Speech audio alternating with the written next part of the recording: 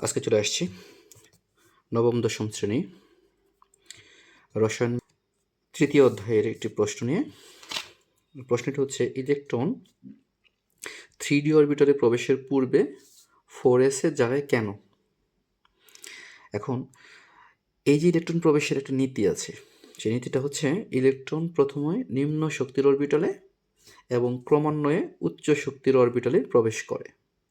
এখন কথা হচ্ছে, নিম্ন শক্তির অরবিটাল কীভাবে চিনব আর উচ্চ শক্তির অরবিটাল কীভাবে চিনব আমরা? এই জন্য আমাদের n প্লাস l এর মান দেখতে হবে। এখন এখানে nটা কি? n হচ্ছে প্রধান শক্তি স্তরের নম্বর, অর্থাৎ কক্ষপথের নম্বর, আর lটা হচ্ছে অরবিটালের মান।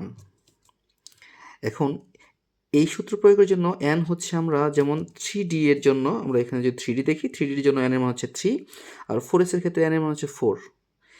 এখন l এর মানটা হচ্ছে এই d এবং s এর মান অনুযায়ী। এখন এই d আর s এর মানগুলো কি হবে?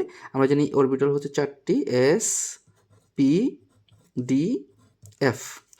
এই s এর মানগুলো এখানে হবে 0, p এর জন্য মান হবে 1, d এর জন্য মান হবে 2, আর f এর জন্য মান হবে 3।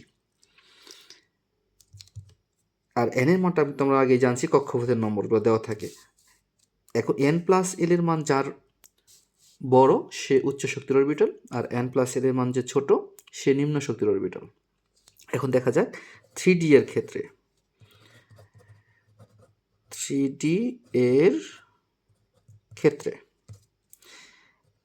n plus l is equal to, n এর মান হচ্ছে 3D এর জন্য 3 প্লাস l এর মান হচ্ছে d এর জন্য, d এর জন্য মানটা আছে কত? 2। তো 2 বসাই, সমান 3 2 5। এখন এই জিনিসটা আমরা 4s এর জন্য বের করব। 4s এর ক্ষেত্রে n plus l is equal to, তাহলে এই 4s এর জন্য n এর মানটা হচ্ছে এখন 4 প্লাস s এর মান, s এর মানটা হচ্ছে আমরা দেখি কত আছে, 0, s এর মান 0।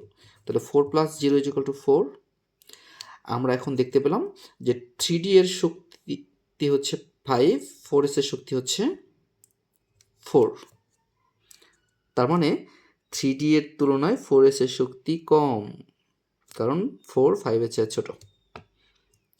আবার আমরা কি জানি, ইলেকট্রন প্রথমত নিম্ন শক্তির অরবিটালে এবং ক্রমান্বয়ে উচ্চ শক্তির অরবিটালে প্রবেশ করে। তাই আমরা বলতে পারি 4s অরবিটালের শক্তি 3D এর তুলনায় কম, তাই ইলেকট্রন 3D অরবিটালে প্রবেশের পূর্বে 4s অরবিটালে প্রবেশ করবে। আশা করি এই প্রশ্নের উত্তরটা তোমরা পেয়েছো। তারপর যদি কোনো প্রশ্ন থাকে অবশ্যই কমেন্টে জানাবে, আমি প্রশ্নের উত্তর নিয়ে তোমাদের কাছে উপস্থিত হব ইনশাল্লাহ। আজকের জন্য এ পর্যন্তই। সবাই ভালো থাকো, সুস্থ থাকো। আসসালামু আলাইকুম ওয়া রাহমাতুল্লাহি ওয়া বারাকাতুহু।